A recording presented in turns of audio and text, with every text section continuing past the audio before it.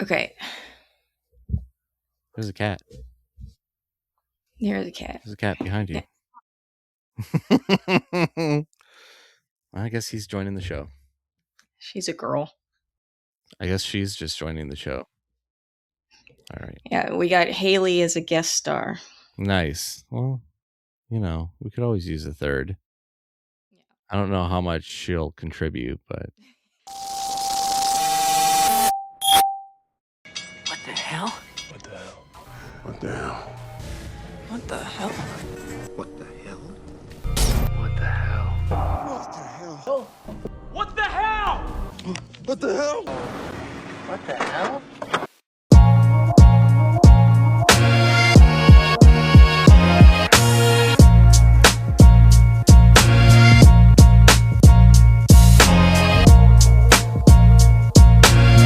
Hello, everybody, and welcome to What the Hell Should I Watch? The weekly rundown of what we're watching, which may become what you're watching, and we come at you every Friday at 9 a.m. Pacific time on stevestebbing.ca. And this week, I have front-loaded with a bunch of 80s nostalgia, which for an 80s kid like myself, it kind of warms my heart, but did it fully do the trick? I have not one but two spoof movies out this week, as well as a really well done drama with two of my current favorite actors. But let's dig in right now.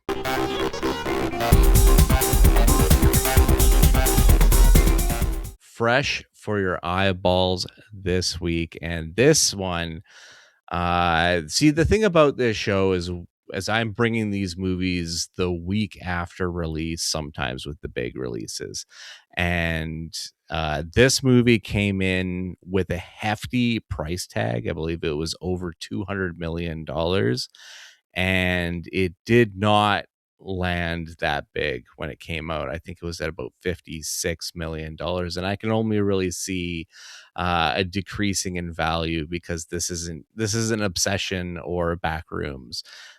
This one instead is Masters of the Universe.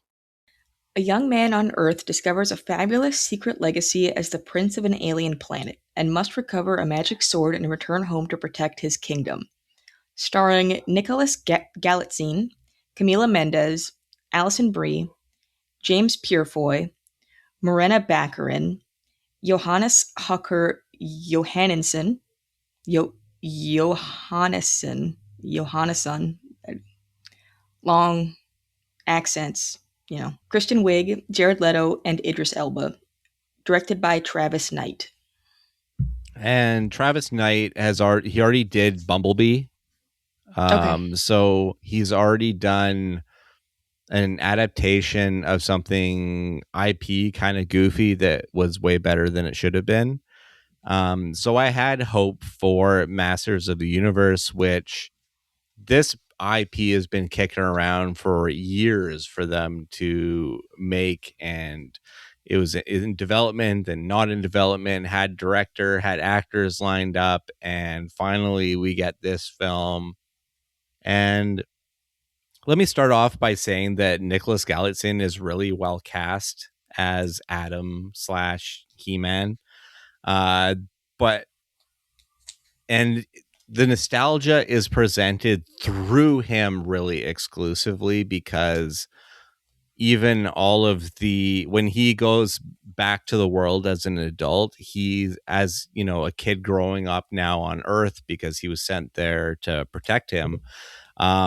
He doesn't know the names for some of these heroes, right? So he comes back with their names that they're used in the cartoon.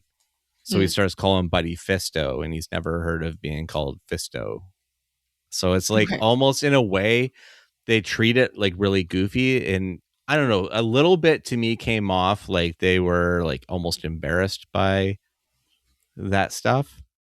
And so they're making it a way that they can just kind of laugh it off. Okay. But at the same time embrace it, I guess. This movie is entertaining for sure. If you look at my Letterboxd, I middle of the roaded it. I set it at a 2.5 out of 5. And it's not to say that I didn't enjoy it, because I did enjoy it in theaters. It does feel like one of those big screen movies, but it has a lot of moments throughout the film that really are just like questionable decisions in filmmaking. That kind of like, huh? Like um kind of rubbed me against the grain. Like, it really just didn't work for me. Um I appreciate some of the stuff that Jared Leto was doing with Skeletor. We'll say this. Even though apparently I heard that he didn't like the film and how he was presented in the film. He doesn't So like he how didn't Skeletor was he, presented in the film. so he didn't do any of the press. He wasn't present for any of it. So What a douchebag. yeah, kind of, yeah, right. And he even didn't have Skeletor's laugh. Like, he tried to do his own thing with it. Of course he did. He always Yeah. does. There's He has to be Jared Leto. He can't be whatever the hell they want him to be. Whatever he's supposed to be for the role he's doing. He can't do that. He needs to be Jared Leto. Yeah, he's got to take his creative liberties, and he's always got to stay in character or whatever. Yeah, he does his That's his thing. Method acting or whatever. Yeah. So apparently he had blood on his face for his on-set stuff. Okay. Why do they keep putting him in So he shit? looks scary. So he looks scary. I don't know. So he looks scary. Okay. They had to make him look scary. I think Jared Leto is scary enough. But there's just something about this film that didn't fully work for me.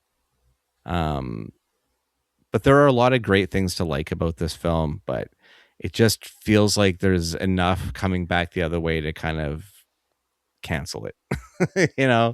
But people are calling this one woke He-Man, because in this one, Adam's job is human resources when he goes back to Eternia, right? Like, that's what he was working in, and his day job was human resources.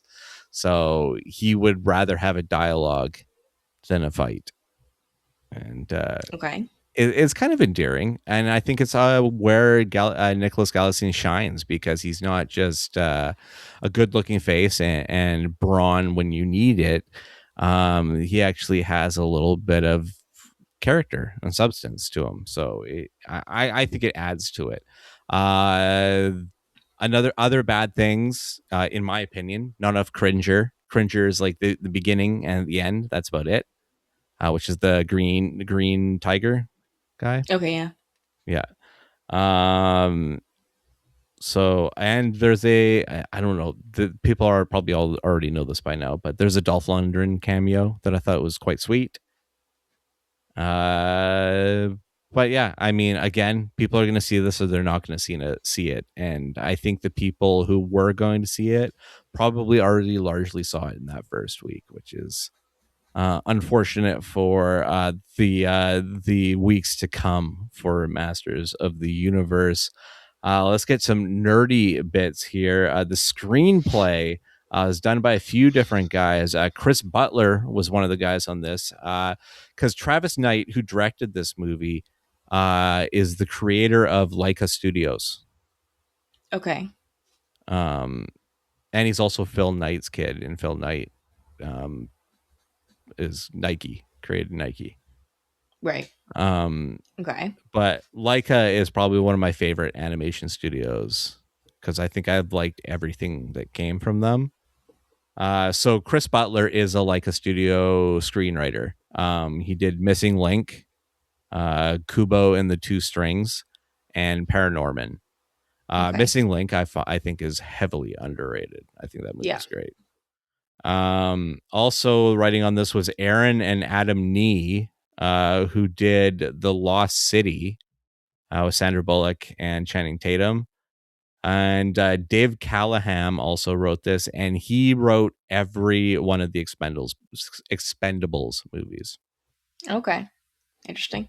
But he also wrote Spider-Man Across the Spider-Verse, Shang-Chi and the Legend of the Ten Rings, and Zombieland Double Tap. Okay. Of course, I got to bring the bad ones, though. He wrote Wonder Woman 1984 and Doom With The Rock and Carl Urban. okay. He wrote that movie. But he wrote the 2014 Godzilla, the American one. Oh, okay. So I included that one in there for you. Yeah, that movie I think that's rocked in your me when it came top out. 4 on Letterboxd, isn't it? I believe so. Yeah. The story, the original story for this one, was written by Alex Litvak, who I talked about recently with "They Will Kill You," which came from that crazy Russian director, with Zazie Beetz, and it's a hell of a film. Next up, he's doing a movie called Five Against a Bullet, which is written by Joe Carnahan. So it's going to be action packed for sure.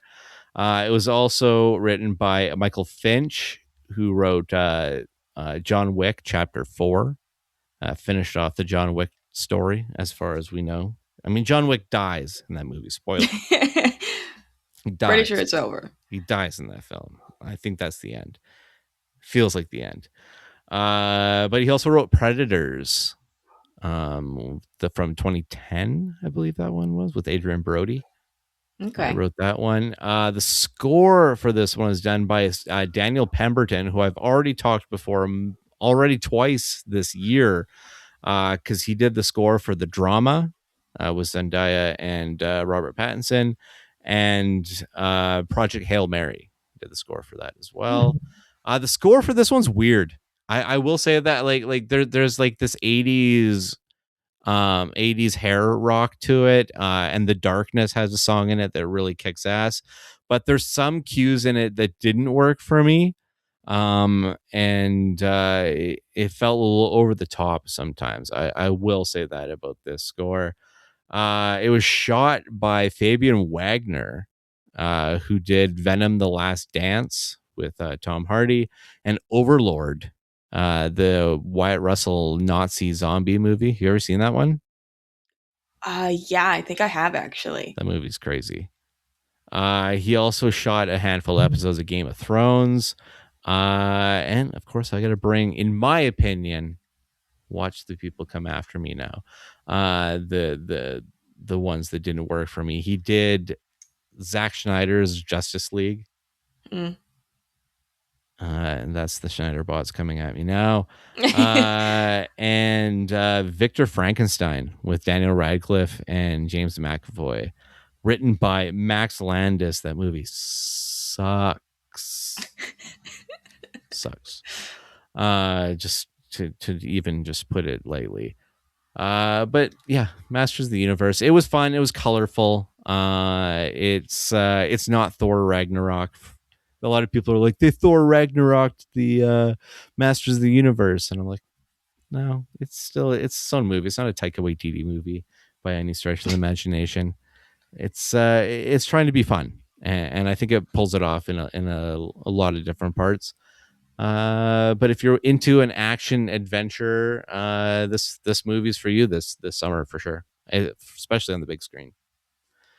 Moving on, and this is the OG creators taking the reins of their IP after 3 other sequels were made without them, and they definitely have some things to say about it. This one is Scary Movie. 2 friends find themselves caught up in mayhem involving killers, monsters, and supernatural creatures once again.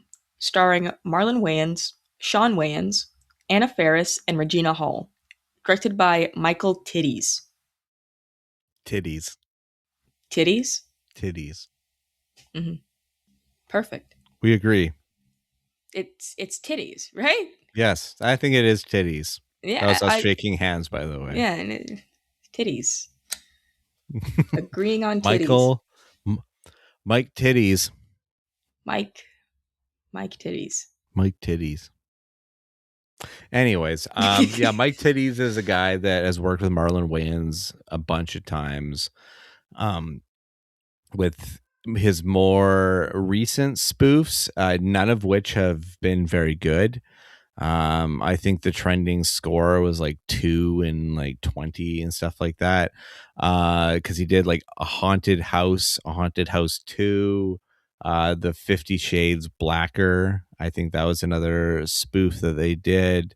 Many different spoofs that Marlon Wayans still tried to get off the ground. And none of them very good.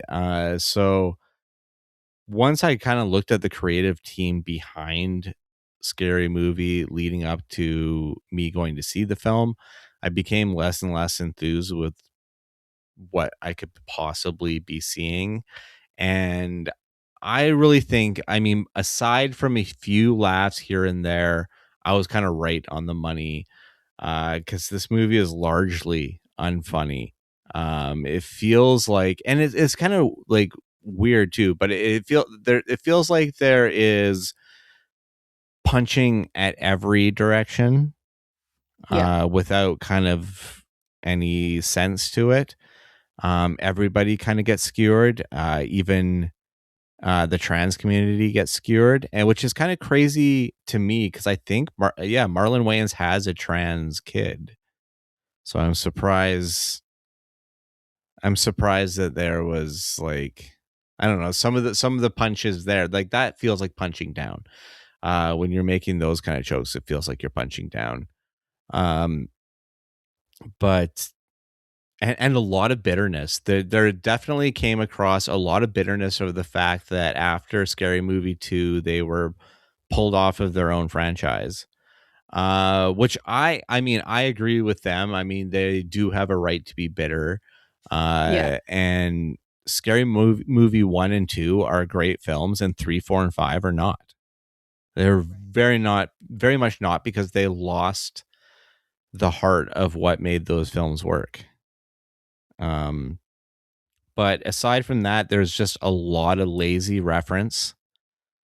And I heard that it was a lot of dated references too.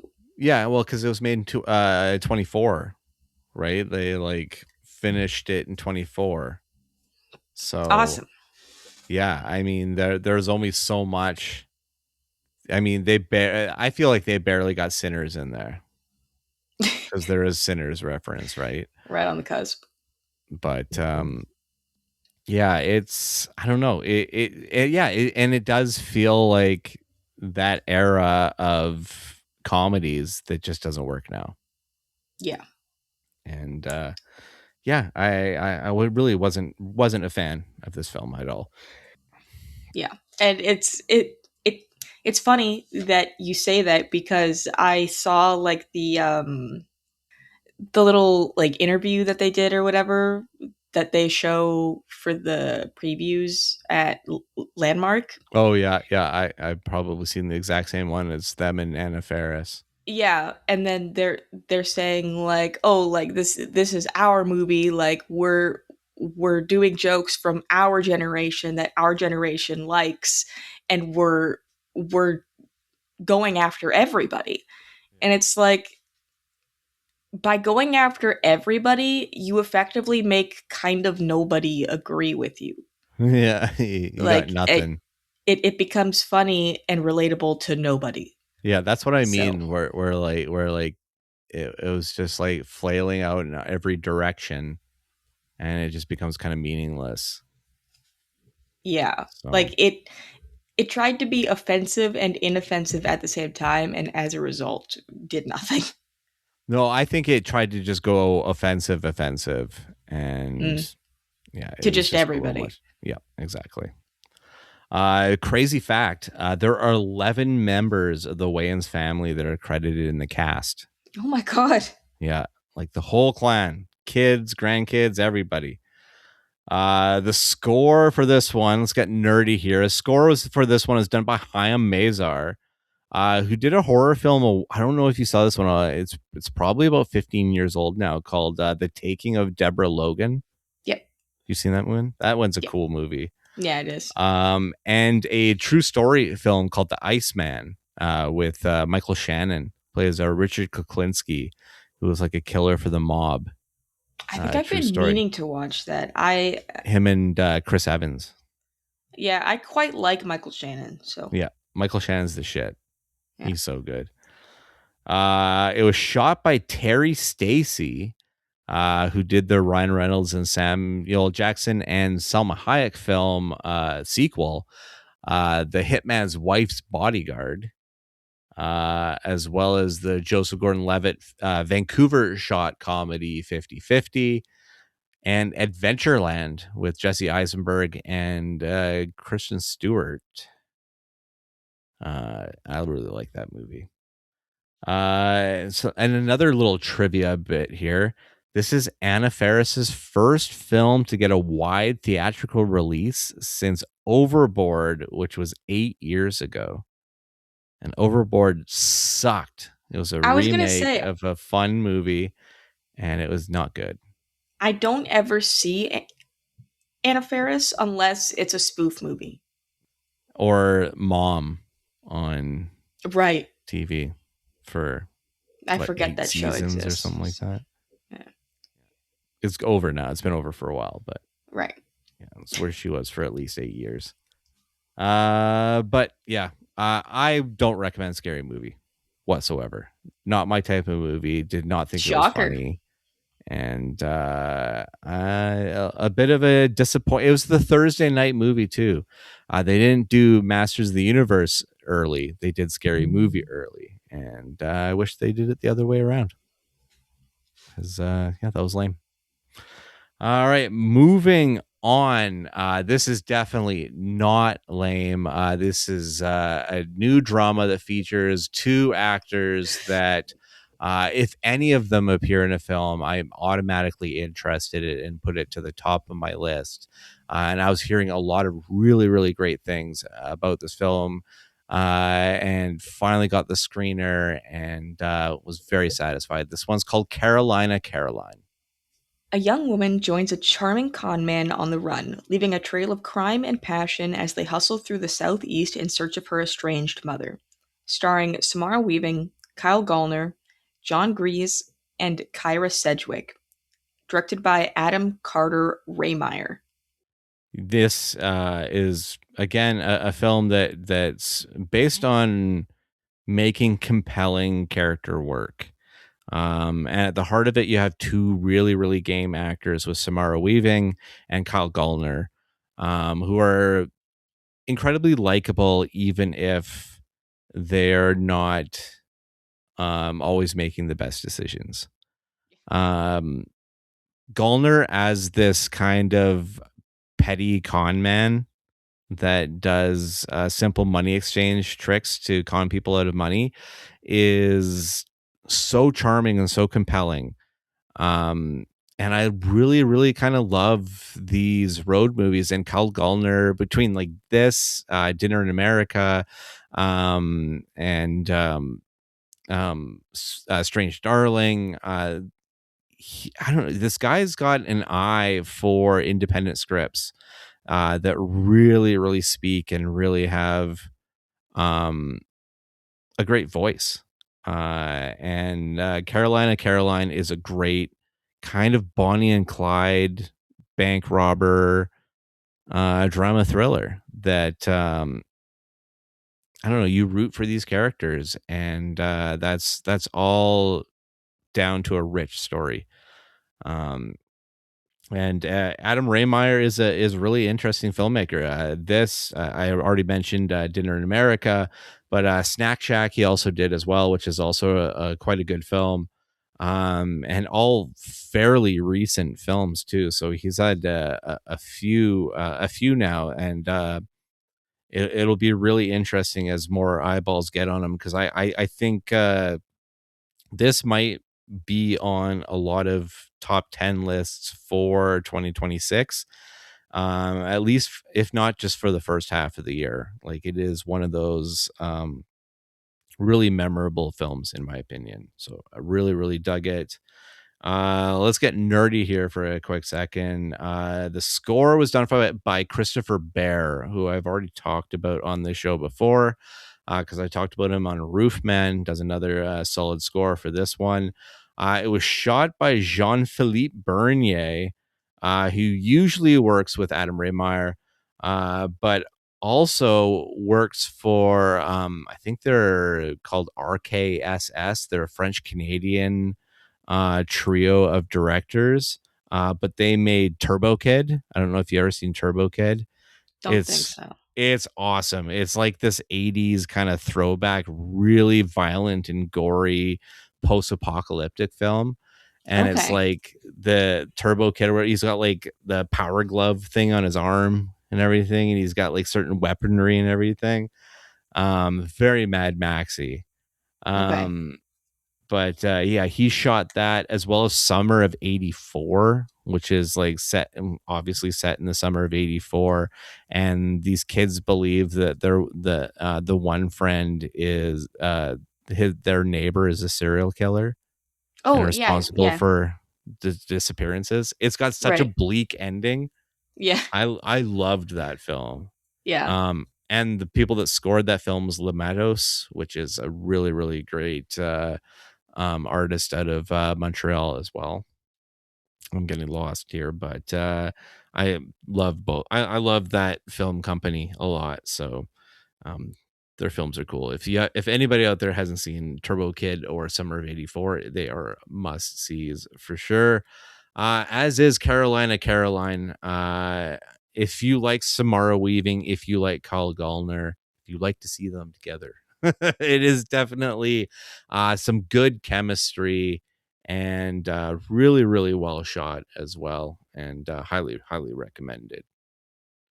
All right, moving now to a film that played the Vancouver International Film Festival in 2025. And it was part of my pre-screening before the festivals, and it was a compelling and very chilling look at teens and social media and some of their beliefs right now and how scary that shit is right now. This one's called Our Hero Balthazar. Follows a wealthy New York City teenager who, eager to impress his activist crush, follows an online connection to Texas where he believes he can stop an act of extreme violence. Starring Jaden Martell, Asa Butterfield, Chris Bauer, Jennifer Ellie, Anna Baryshnikov, Noah Centineo, Becky Ann Baker, Avon Yogia, and Pippa Knowles. Written and directed by Oscar Boyson. So this one is, like I said, very topical and very interesting because Jaden Martell plays this rich kid who's trying to impress the girl that's, of course, into activism and getting out there. And so he does like performative videos essentially about gun violence where he's crying on video, Performative basically. male? Yeah, essentially, to impress this girl, and ends up getting trolled by this kid in Texas, this gun nut kid in Texas. So he gets it upon himself thinking that this troll is actually going to be really dangerous and maybe end up shooting a school in Texas. He takes it upon himself to go down to Texas and to like infiltrate this kid's life by claiming to be somebody else and befriending him and stuff and getting into the whole gun culture with this kid, which is as a Butterfield. So, but he's blonde in this one. He's wearing glasses. Like he looks completely different. Um, but he is like literally like a gun nut, and this relationship kind of starts between them that I mean is a bit real but also a bit embellished due to him trying to get on this kid's side to be a hero, right, to stop a high school shooting or whatever. A um hypothetical high yeah, a school shooting. hypothetical one. This is actually really, really well done, and is kind of told through this like dark comedic lens that I thought was really, really funny and really original. And I hope that, I mean, this is getting a small release, so it's not it's not, in my opinion, getting really what it deserves. But maybe if this one hits a streaming service in the next little bit, it'll get some chatter. But yeah, really well done and super chilling. If you have teenagers that are engrossed in the internet. It's a little worrying. It's a little more than worrying, I'll say. But I really, really dug this film, and I'm glad it's getting a release. I only have one little nerdy bit about this one, and it was shot by Christopher Messina, who I've talked about on this podcast, I believe, before, because he shot If I Had Legs, I'd Kick You, which is really interesting because we also saw that if in 2025. So Christopher Yeah, Messina shot two different films that played that one festival. that's Busy dude. interesting. That's a Yeah. busy dude. But our hero Balthazar is really solid. I believe I sent you the screener for it. I think you would like it too. All right, and lastly, for your eyeballs, this one, I'm gonna say it. They out spoofed the Wayans brothers. They outdid them, and by like a catwalk strut, they outdid them. This one, no better way of getting to it. This one is Stop That Train.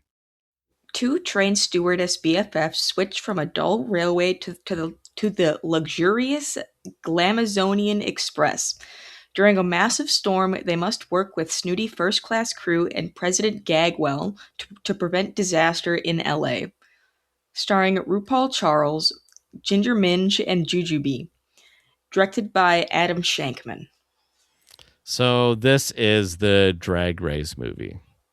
Yeah. This is RuPaul's Drag Race, the movie, but this is that show doing Airplane, but on a train.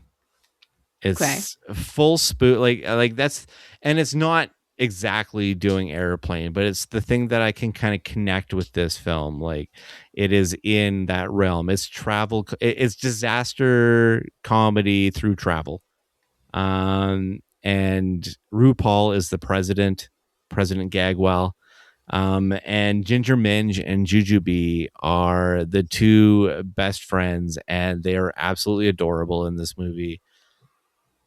I laughed so hard during this movie. I thought it was absolutely hilarious from beginning to end, with really, really great cameos, including one person as themselves that I thought was just such a hilarious recurring bit. And honestly, I've never watched a single episode of Drag Race, like ever. So I have no connection with any of them. I know who RuPaul is because they're kind of an icon. So Right. like that's the only one that I really know. But I thought everyone was really, really good in it, and it was just fun from beginning to end, fun and ridiculous, and between the wife and I, quotable.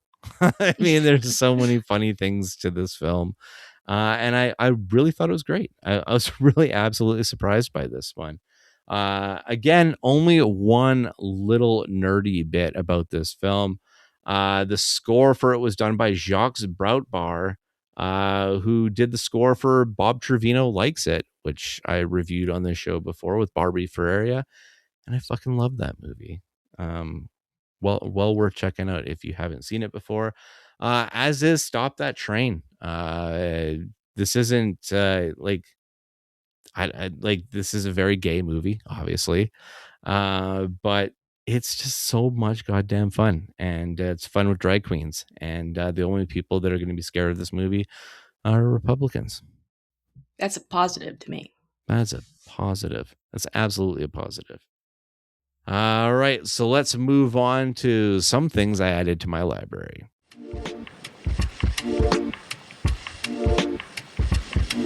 This week, new on the shelves, and my wife is super, super happy about this. Finally, the collecting and the review copies and everything finally pays off, because I got the Gilmore Girls complete series, all 8 seasons of the original series, as well as the Netflix 4-part series, the complete collection. And when they say complete, they mean everything.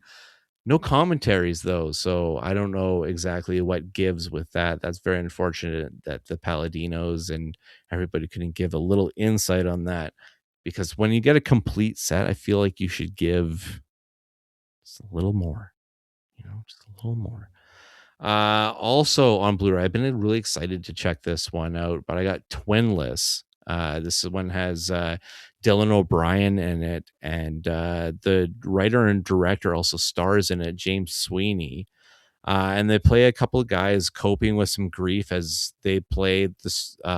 Their respective twins have both died, so now they're newly going through life without their twin. Very, very interesting. I hear really good stuff. And especially before Ascend Help was coming out this year, Rachel McAdams in interviews was praising Twinless. So, and that's not just pumping up the tires of her co-star. I do believe that was the general consensus. Also, I got The Front on 4K.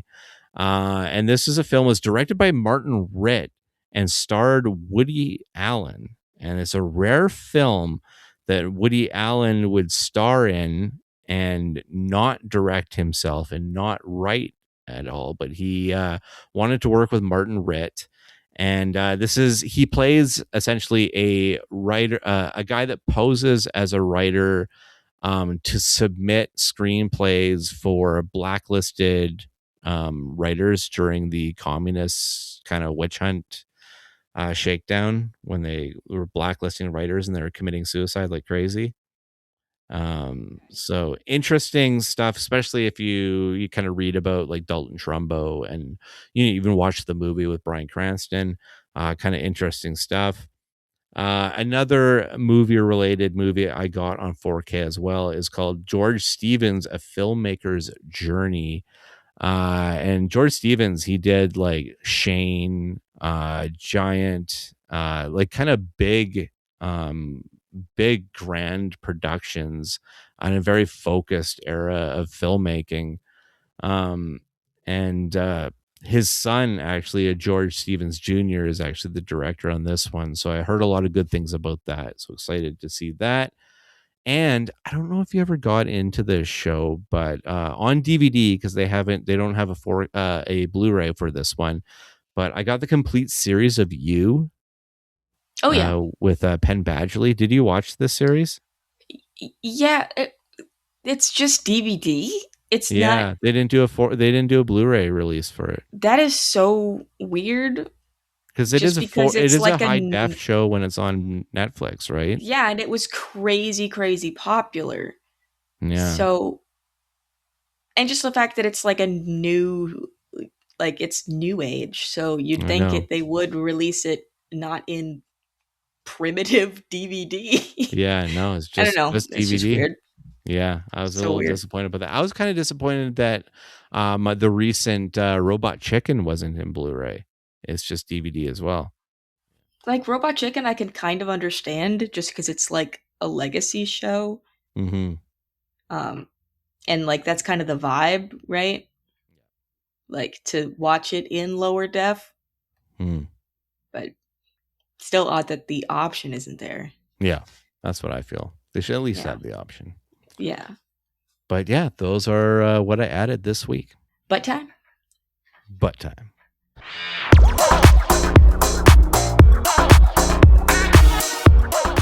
Yeah. Backrooms was pretty much all that I expected it to be. I expected it to be good, and it was great. All the theaters that were showing it were absolutely packed still. This isn't about you. Anyway, I was really hoping that it wouldn't be absolutely flooded with teenagers. And there was a very large group of teenagers sitting in the row above us at the way back. And initially, I was like, oh no, because the movie starts and the company logo shows up, right? and they're just like yelling, like they're yelling, like, "Oh my god, it's real! It's real! Backrooms!" Yep, that's the movie you guys paid to see. That's where we are right I now. paid to see it too. Yeah, everybody in here paid to see it. Um, and then most of the rest of the audience was parents with their like 11 to 13-year-old kids, and it was just a little weird. Yeah, especially like when he gets to the point where he saws the still life scalp off and puts it Yeah, on Mary's head, or like you can eat them, or Pirate Clark. yeah, like there's terrifying Nightmarish aspects shit. of this. Yeah, Haley, stop.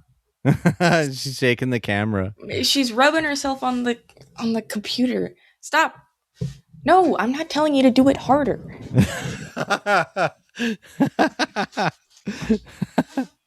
God. No, I'm not telling you to do it harder. Now she's angry. But no, like I after the movie started and they were being audibly obnoxious, I remarked quite loudly and then didn't hear anything for the rest of the film. So Nice. Well, that's good. That's good. yeah. So the movie itself is an exercise in dread. Yes, for sure. It is so much dread. I did learn that it is supposed to be essentially coinciding with the YouTube series, which I kind of understood like when we started it, and we were seeing through the eyes of Peter, I believe his name is.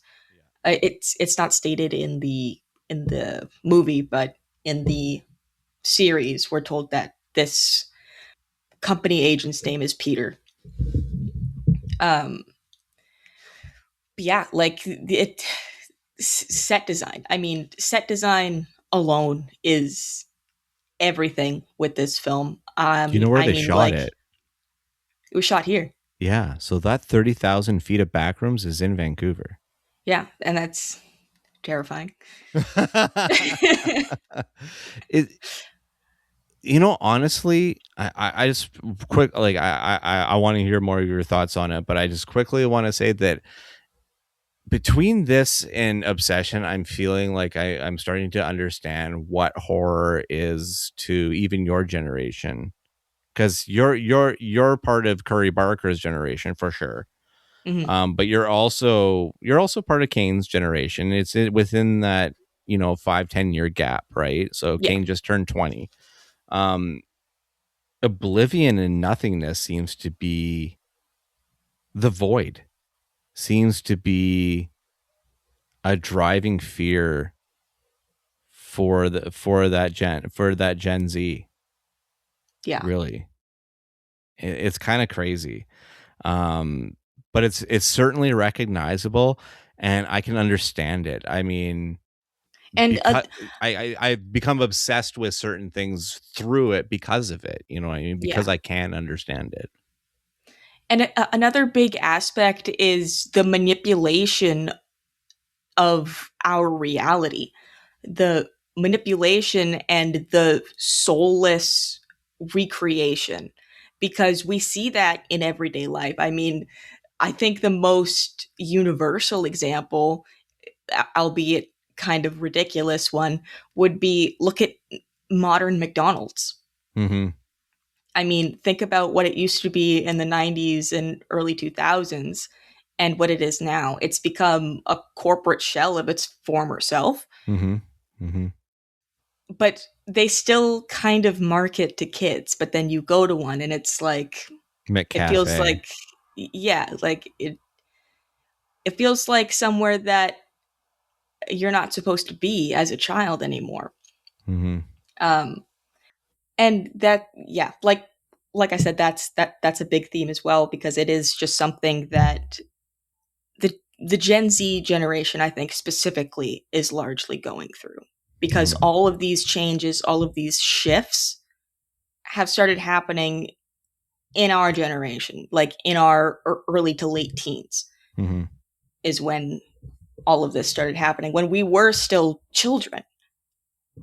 But on top of that, this film was also about grief and trauma and mental illness, which is like a huge part of this. It's the entire reason. It's the entire driver. Which I think is interesting, because that's not something that's touched on at all in the YouTube series. Like, finding yourself in the Backrooms was entirely an accident. It was falling through the floor. Like, that's what it was. So to see Clark willingly keep going back to the Backrooms, even after he knows that something is there, is very, very interesting. And definitely, like, I understood that Clark wasn't the good guy in his first therapy session. Yeah. Well, the role play. Yeah. And that he's just a lot of anger. Yeah. A lot and of anger. Blame. Blame on anybody but himself. Yeah, exactly. Again, like Obsession, a not good, was it unreliable narrator? Yeah. Turns to be the bad guy. Yeah. I definitely need to give this one another watch to, like, fully interpret it. After seeing it, I watched, like, a bunch of, like, breakdowns and stuff on YouTube of, like, people's, like, thoughts and theories about it, but because they also only saw it once and have to get all their thoughts out, like, right away before that they forget things, it's also very, like, disjointed. So it's definitely a film that warrants multiple watches. Yeah, absolutely. So I'm excited to be able to do that again. Okay, and staying in kind of the same vein, with, like, odd internet-esque horror, is Buffet Infinity. I just stumbled, like, across this. I had no idea what it was, but I read the plot summary or whatever, and I was like, immediately, yes, like, I'm watching this right now. So it's a horror film that is presented through a collection of retro commercials. And I just think it is so cool. I think it's so unique and almost equally cryptic and creepy as it is funny. Like, there is humor in it, in kind of the absurdity. Yeah. And I don't really know what to say, because you haven't seen it yet, right? Yeah, it was, and then you're trying to shield me from a bunch of it, I assume. But yeah, Bill brought this one to after the credits, and he really praised it as well. He said it's just wild and fun and totally fucked up. So Yeah. it's definitely up my alley. And it was already on my radar. So when you brought it up that you'd watched it, I was like, yeah, you got to bring that to the show. Just get the ball rolling, because then I'll check it out and more to say about it. But yeah, just crazy looking. I'm totally down. Yeah, I'm definitely excited to talk about it with you, because it's just a wild ride. Alrighty, so we're almost closing out, but I got a few reminders.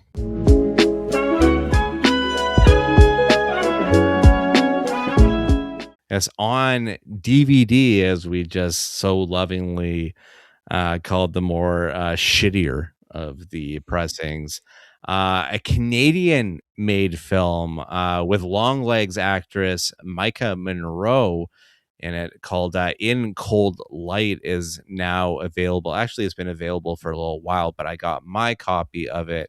I really, really dug this film. A complete surprise, especially if you're looking for a gritty crime film. But I gave it a review on the February 27th episode, so you can check that one out there. Also on 4K, as it should be, as beautifully animated as it is, Hoppers is now available on 4K. And of course, because it's Disney, comes in a beautiful steelbook as well. And I'm a total freaking nerd for steelbooks, but I gave it a full review on the March 13th episode, so you can check that out there. And finally, I warned you away from this one, so I really hope you're not seeking it out on Blu-ray, but you could probably find it in a Walmart bin at some point for $11. This one is Protector with Mila Jovovich, and don't get me wrong, I adore Mila, but this movie was a real choice with a real shit ending on it. But I also reviewed that on the March 13th episode, so check it out there. And that is going to bring us to a close for this week. But what are we going to talk about next week?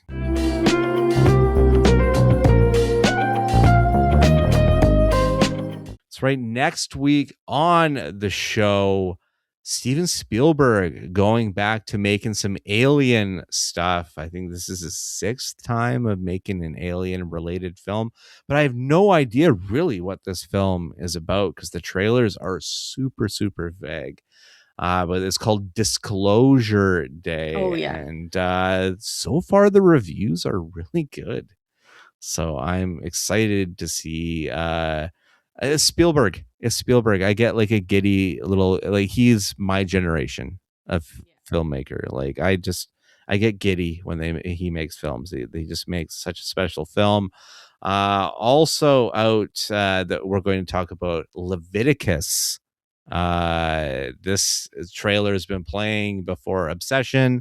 It's been playing before Backrooms, and getting some divisive reaction, at least the screenings that I've been in for that film. So I'll talk about that.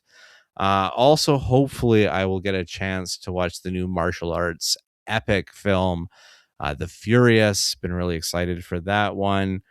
Samara Weaving, I already talked about her this week, but she's in a dark comedy with Jason Segel called Over Your Dead Body, which also has very good reviews. And the first feature-length stop-motion film out of Mexico will be debuting on Netflix. It is called I Am Frankella, and I've actually been really looking forward to checking this one out. It just looks really, really gorgeous and totally stylish. But that brings us to a close here. You can find me on Twitter, Instagram, Letterboxd, Threads, and Blue Sky at The Stevel Dead. You can find me on Letterboxd at HoneyBunChloe. You can also find all of the episodes for this show on stevestebbing.ca or go to the YouTube page and please like and subscribe. You can also find us on shiftheads.ca. You can hear me a few different places. First, on After the Credits with Marina, Bill, and Melissa. You can find those episodes at atcpod.ca. You can also hear me on Tremble, the Horror Podcast with Kurt and Taylor. You can find those episodes at 3angrynerds.com. And you can also hear me now on Kelowna's AM 1150 every Friday just after the 8:30 news break. And you can also hear me on Shane Hewitt and the Night Shift, Friday nights at 8 p.m. Eastern Time on Toronto's News Talk 1010, found on the iHeartRadio network. You can also get all of those episodes wherever you get your favorite podcast. And that does it for us. We've emptied out our list for this week, so until next week, bye-bye.